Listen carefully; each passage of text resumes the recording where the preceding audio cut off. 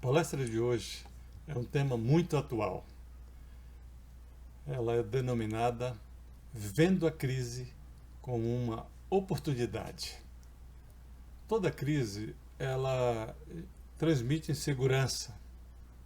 Toda crise gera medo. Toda crise abala os nossos sentidos e ficamos desorientados. Mas uma coisa é certa: todos passaremos por crise, porque isso é bíblico. Veja o que está escrito no livro de João, capítulo 16, versículo 33. Lá ele registrou o que Jesus falou. Ele disse: no mundo tereis aflições. E é isso mesmo. As aflições, elas fazem parte da nossa vida, porque são as aflições que vão nos fazer crescer. Essa luta de resolver os problemas, de avançar, nos faz crescer. Sem as aflições não há crescimento. Então a gente acha que Deus colocou uma crise para criar problema para a gente. Muito pelo contrário, é para que a gente possa crescer e se desenvolver. Mas nessa palestra nós vamos ver 7 estratégias bíblicas para ver a crise como uma oportunidade. Já que a gente está vivendo numa crise, vamos lá então, quais são essas 7 estratégias. A primeira estratégia é olhar a crise com os olhos da verdade. Uma vez que ela nos desorienta, ou seja, nos deixa aflito e com medo, é natural que a gente não enxergue a verdade. Mas lá em João, no capítulo 8, versículo 32, Jesus falou o seguinte: conhecereis a verdade e a verdade vos libertará. Então, quer sair dessa crise? Nós temos que olhar com os olhos da verdade, não com medo, não assustado. Olhar a crise com os olhos da verdade é tentar analisar cada situação, porque cada situação apresenta inúmeras soluções. Não existe um problema com uma única solução. Isso é matemático. Todos os problemas têm várias soluções. Então saiba que se você olhar com os olhos da verdade, você consegue então achar a solução para esse problema. A segunda estratégia é mais bíblica. Ela pede para a gente olhar a crise com os olhos do Espírito. Nós normalmente estamos acostumados a olhar a crise com os olhos humanos, mas existem os olhos do Espírito. Ora, lá em Coríntios, capítulo 2, versículos 3, 17, não, 2 Coríntios, capítulo 3, versículo 17, diz assim: ora, o Senhor é Espírito, e onde está o Espírito do Senhor, aí a liberdade, ou seja, ali a verdade. Então, se a gente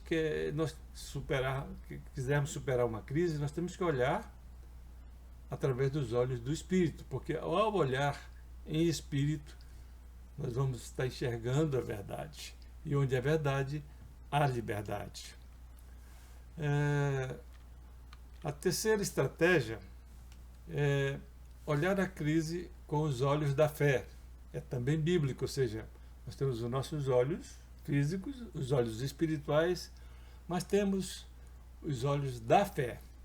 Lá no livro de Hebreus, capítulo 11, versículo 6, diz assim: sem fé é impossível agradar-lhe, porque é necessário que aquele que se aproxima de Deus creia que ele existe e que é galardoador dos que o buscam. Ou seja, sem fé nós não vamos para lugar nenhum. Sem fé nós não conseguimos superar essa crise. Não, tem que ter fé, tem que ter um propósito, né? E acreditar naquele propósito que você vai superar. Olha, lá a Bíblia está cheia de exemplos é, de pessoas que sofriam de doenças, uma série de problemas. Por exemplo, aquela mulher do fluxo de sangue. Ela sabia que se ela tocasse em alguém, ela seria apedrejada e morreria. Mas o que ela fez? Ela se meteu no meio da multidão e tocou nas vestes de Jesus. Jesus não viu que ela tocou, mas sentiu e disse: olha, alguém tocou em mim, porque saiu virtude de mim. Ou seja, aquela mulher, ela acreditou, teve fé, que se ela tocasse no manto de Jesus, ela seria curada. E na verdade, não foi Jesus quem curou, foi a fé da mulher. Tanto é que ele falou: tua fé te salvou. Então a fé, ela tem esse poder de vencer as crises, de superar os problemas.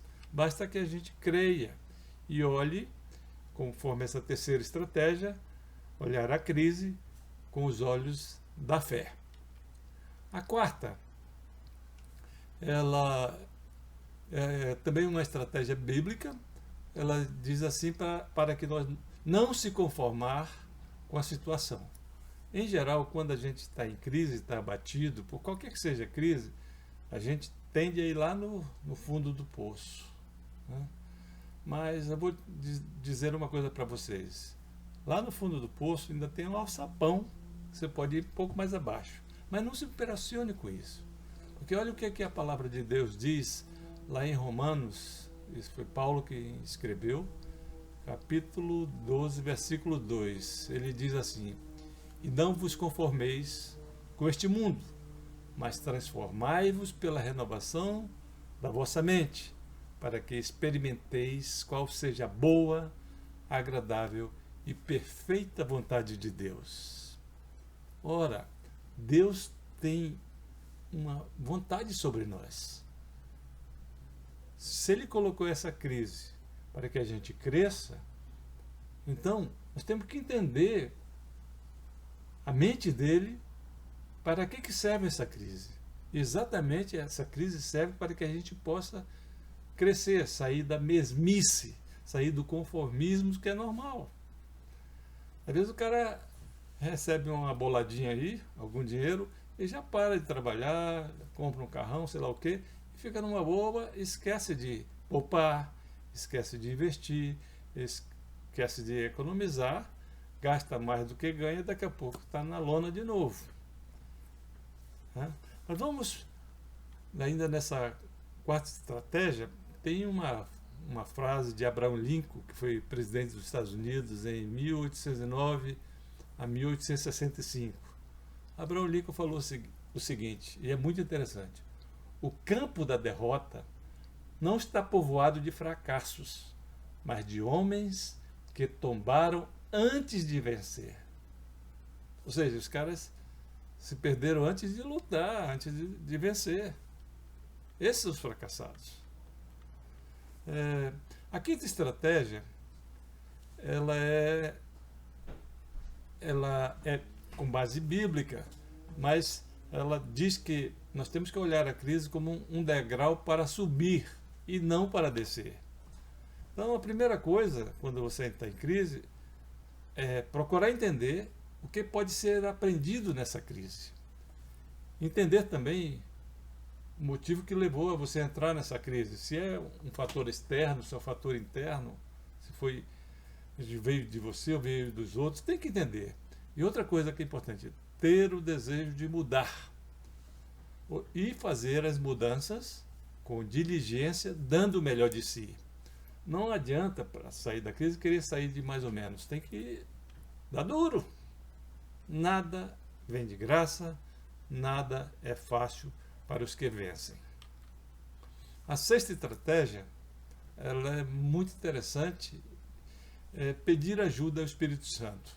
A gente busca ajuda em tudo que é lugar, em amuletos, um monte de coisas, em imagens, em santos, um monte de coisas, mas Jesus, quando foi, ele deixou um ajudador, que é o Espírito Santo, que é o próprio Deus.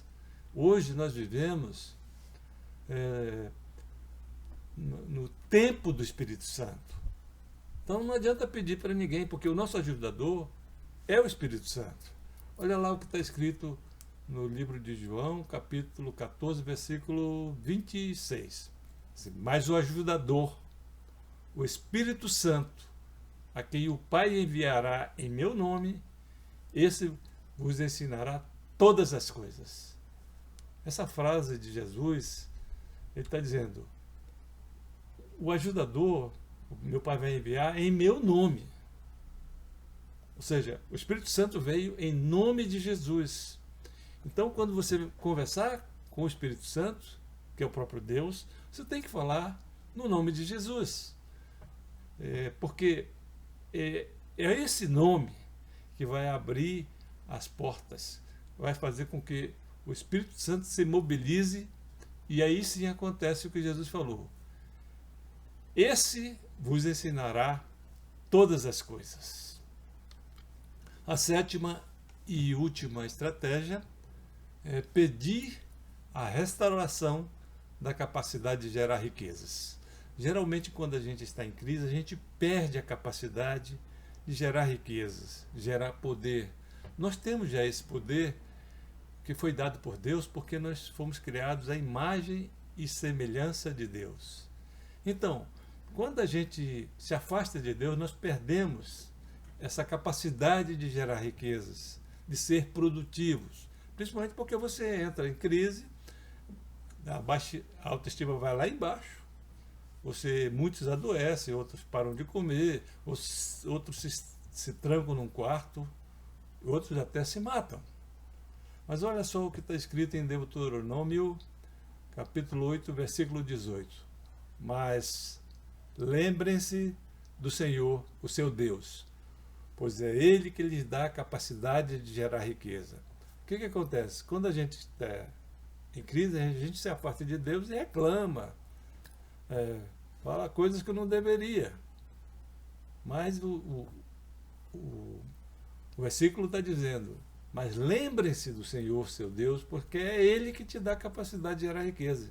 Então, na crise é o momento certo para você pedir a Deus a restauração dessa capacidade de gerar riqueza. Todas elas estão na nossa frente. Basta pedir e o Senhor nos atende.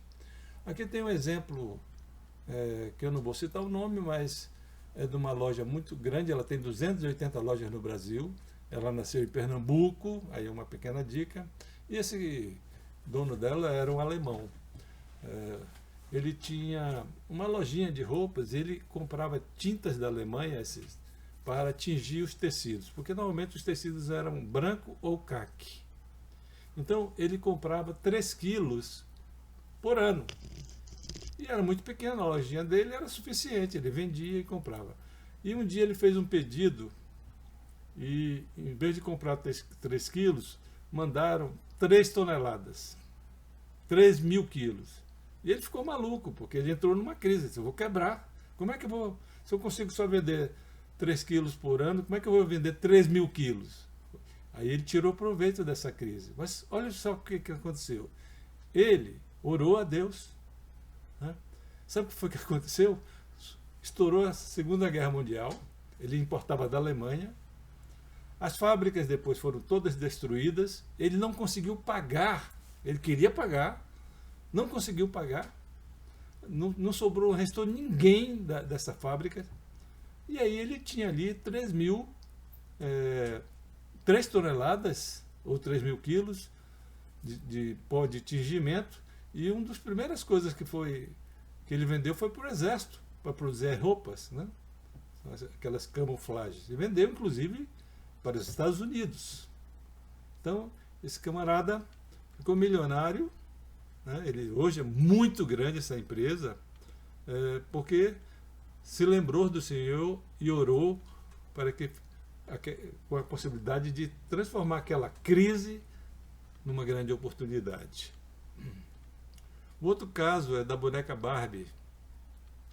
Os pais da Barbie eram pobres, era um carpinteiro muito bom e a mãe era costureira. E a filha o casal Handlow. Isso aconteceu em 1959. A filha pediu uma boneca. E ele, sendo marceneiro, ele não tinha dinheiro, e ela também, sendo costureira, não tinha. Eles fizeram uma boneca. Ele fez de madeira e ela fez os vestidos. Essa boneca ficou tão bonita que os parentes pediram, os vizinhos pediram, e aí começou. Sabe o que aconteceu? Anos depois, a Barbie é o brinquedo mais vendido no mundo. São vendidas hoje mais de 2 milhões de Barbies por mês. A Barbie é vendida em 140 países. Sabe qual é o segredo da Barbie? Ela vive de mudanças. Ou seja, a Barbie, a boneca, tem 45 profissões. A criança pode escolher. Ela tem 500 mudanças no visual. E o seu guarda-roupa, a boneca tem 1 bilhão de peças. Então, esses são segredos que transformaram a crise numa oportunidade. E aí, então, no seu lugar, você ora a Deus agradecendo pela oportunidade de estar vivendo a crise. Porque se você tiver fé e agir como o agir de Deus, pensando em espírito, encarando a crise com os olhos da fé, com a verdade, não se apavorando, não tomando decisões precipitadas, você vai superar com grande galardão. Que Deus os abençoe. Amém.